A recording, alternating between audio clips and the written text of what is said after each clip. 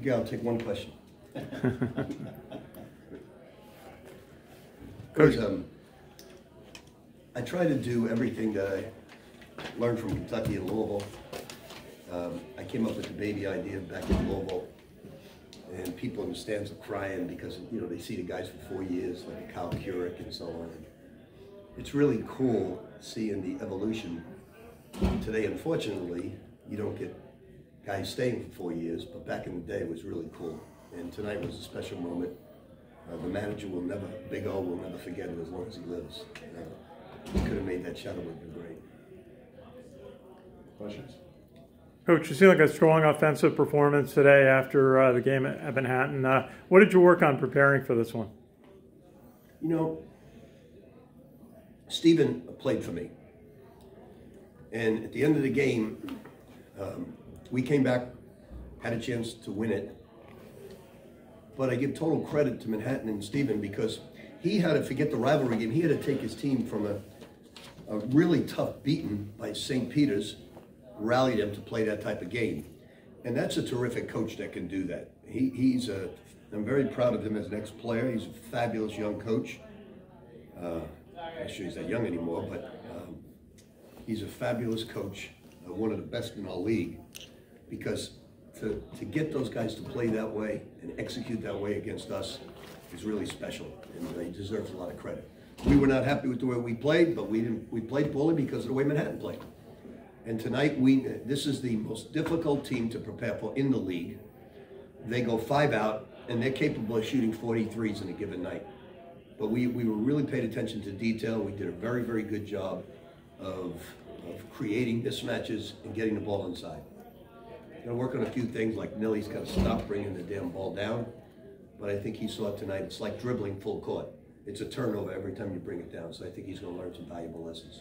Rick, you talked about being undisciplined Thursday night. You picked that up a little more today. What can you say about the effort just executing?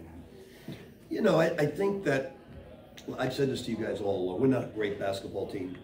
Someday we're going to have some pros in here, and we're going to be a great basketball team. It's not now, it's really our first year.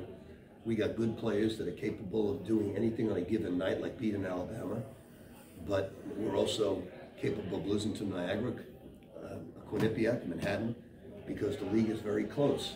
When Nelly plays terrific basketball, we're very good. When he has a subpar night, we can lose. Rick, going off of that, what are some strengths that you do like about this team going into the MAAC tournament? What are some areas that you'll quickly try to fine-tune for this upcoming week? Well, I came to the conclusion that this team is not Louisville. Peyton Siva and Russ Smith are not pressing. So I thought about it for 36 hours, that Russ Smith and Peyton Siva are not walking through that door. And I said, I've got to alter a little bit. I want to get there someday with the suffocating pressure, but I got to back it off a little bit. And I did tonight. I pressed only on dead balls, and it was very, very effective, because Elijah and Walter and Ryan are not big-time deny guys. Barrick is. So I was just wearing my own players out by doing that. And tonight we had more gas in the tank. So we're going to wait until we get the type of athletes that can play that way and mix it up. We did a really good job of mixing it up tonight and pressing. We got a big run off of it. And the players get used up. Go ahead. Oh, okay. And I just wanted to get your thoughts on the senior class overall. What do you have to say about them and their contribution? Well, really strong senior class. What we're trying to do is mix in like 70-30% young players, and they get 1 or 2 portal players.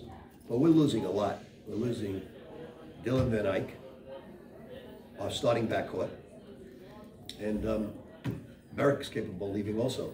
So we're losing a lot, but we think we have the team. We've got 2 really good centers back. Quinn's getting better. We have a good young recruiting class. Now we got to get a superstar in the portal, in the backcourt. Coach, Dylan Van Eyck had 2 threes tonight. His leadership, his defense, just his contribution to the team. Well, he makes us better because we run all EuroLeague offenses with a lot of cutting movement, and he understands the EuroLeague game. The other guys don't. The seniors didn't have great games tonight, and believe it or not, I've seen this happen. I've probably been to 30 senior nights, and generally the seniors never play well because they're so hyped up, they're so emotional that it's draining for them. And I think that happened to our guys tonight. You want to do so well at your last game that it drains you a little bit, but the other guys played well. Eric, I thought, gave us superb defense today. Your name has been rumored for a number of jobs. Why comment specifically on the Maryland opening? Maybe I've been contacted directly and I wanted to, not by. What I wanted to do there, it's very important that when people say things, that my number one purpose of saying that is only for one reason only, and that's recruiting. That's it. I got guys that committed. I got guys that the number one question in the last 2 weeks on Zoom calls with recruits was, Coach, we're hearing you're going to Maryland. We're hearing you're going to Maryland. So, yes, you can't stop every rumor. Last year I was offered 3 really good jobs and never came out publicly. But things get out. You know, the other day it came out that Patrick Ewing was going to step down, and Patrick came out and said, absolutely not. You know, so I think there's certain times, if it's going to hurt the number one thing that you have in recruiting, you've got to say something. And I think Maryland's one of the premier jobs in college basketball. Premier. And they're going to get a great coach, but it just wasn't for me. Coach, 25 wins, second year here. The players you brought in played very well, Elijah and Tyson and Quinn and Dylan. How do you feel? Do you feel like the team progressed as much as was possible this year? Well, last year was a wash because we didn't play that many games. Tyson's new, Elijah's new, Quinn's new. So you're teaching, although they're your older players, you're teaching them. So we've got a lot of experience. Really happy that Barrett went 3 for 3 from the line tonight because we worked very hard on his foul shooting. And I think we're ready for the tournament, but I also don't think we're any better than anybody. Now, we had a fabulous season, and the guys deserve a lot of credit because we upgraded the schedule. And now next year, we're upgrading even more. We're in the Diamond Head Classic. We're playing Seton Hall in the Garden. We're playing St. Louis at home. We're playing in the Barclays Center. We're playing in the UBS Center. So we got to go on the road at Harvard and at Hofstra. So we got a really tough schedule, and we're going to keep on scheduling that way. I think if we would have beaten Manhattan and got to the finals, we would have had a chance in that large bid. Now, we're either going to win it or we're going to go home. Coach, conference tournament time meant something different in Louisville, Kentucky than it does at Iona because of the one big league scenario. How do you go about it differently? Well, the problem for Iona is if we get somebody we've beaten twice, it's really difficult to beat a team 3 times, unless you're significantly better.